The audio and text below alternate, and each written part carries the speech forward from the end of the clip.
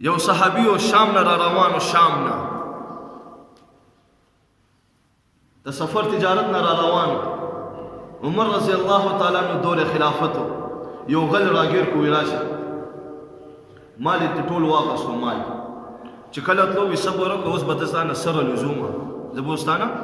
سره لزوم وي ما ته پته وي ته به لاړ شې عمر ته به زما شکایت وکړي وي زه به تا نه سره لزوم وي ښه وي ما نه سره لوځي وي زه ټیک شو داسې دی یو 2 رکعاته نفل اجازت راکړه. نن سبا مونږ ته پیسو لپاره ایمان خرڅولو لپاره تیار یو. ما ته دې په دې کاروبار کې شوبه بازار کې په دې نمک منډۍ کې په دې پیپل منډۍ کې ما ته به مشکله سکو ښایي چې ته حلال رزق ګټي. ما ته شاهین بازار کې مینا بازار کې ما ته سکو ښایي چې په مشکله وجه ته چېرته حلال رزق والا میلاو شي. د کپړو والا په 1500 روپۍ کپړه اخیستې وي او ښځې ته به دروغ وایي وایي که سم دی په 1500 مې رااخیستې ده حالانکې په څو اخیستې وي په 500 روپۍ نو په 1500 روپۍ قسم خور نو هغه 1500 روپۍ خو دې وګټې په هغې 1500 کې 500 ولا حلالې دي 1000 روپۍ ولا حرامې دي.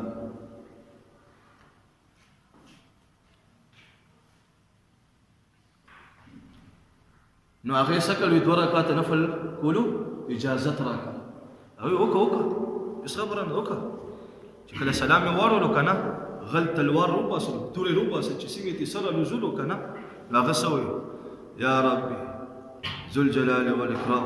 وأنت فعال لما يريد وأنت ذو العرش المجيد چې څنګه دا ویلو دا سر یې څنګه لزولو یو آواز رالی لا تقتله قتل یې نه کې ګورئ چې هغه دلته هم ګوري څوک نشته دلته هم ګوري څوک نشته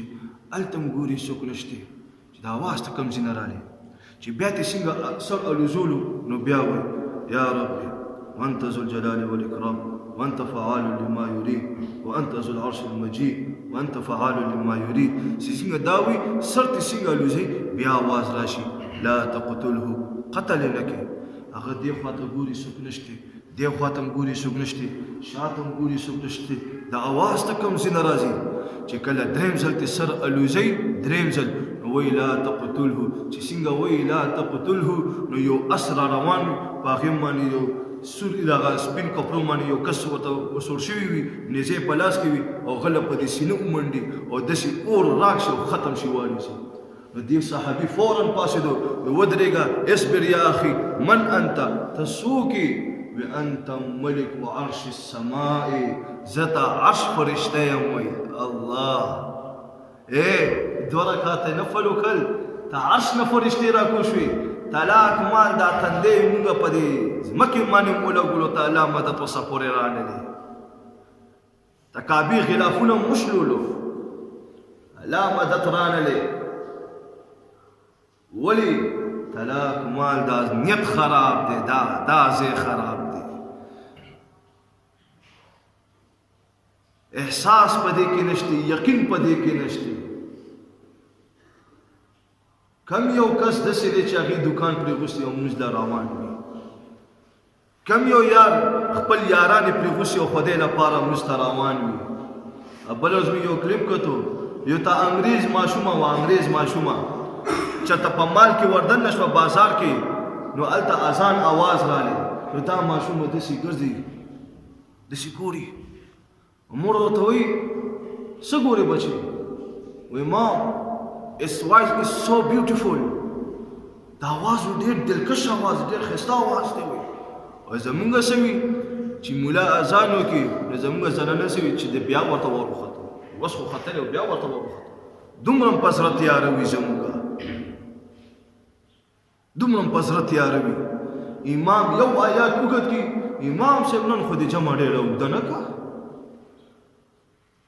حالانکه ګنټو ګنټو بازار کې به ناستې غیبت به کوي دروغ به وایي پیسې به ګټي دې ټایم ورته دا یاد نه راځي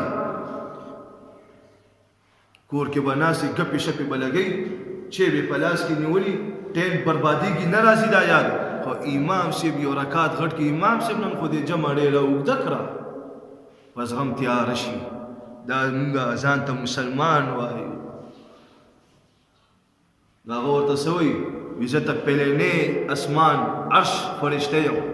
وی کله ته الله ته پهله ځل آواز وکړو نو الله په عرش کې اعلان وکړو څوک شته داسې چې زما ته بنده مدد وکړي ما ورته ویل ای الله ما ولېږه چې ستا ته بنده مدد وکړم چې تا کله پیل ځل الله ته آواز کو وی ما ورته ته پیلني اسمان وی چې قتل یې نه کړي او چې دویم ځل ته آواز کو نو وم اسمان ته راکوشیم چې ما ورته ویل قتل یې نه کړي او چې دریم ځل ته آواز وکړو نو ستا مدد لپاره زه ویدي ځمکې ته راکوشم زما عزیزمندو الله غفور رحیم دی الله مینه کوونکی ذات دی مونږ یو چې نه پوهېږو لګیا یو مونږ یو چې احساس په مونږ کې نشته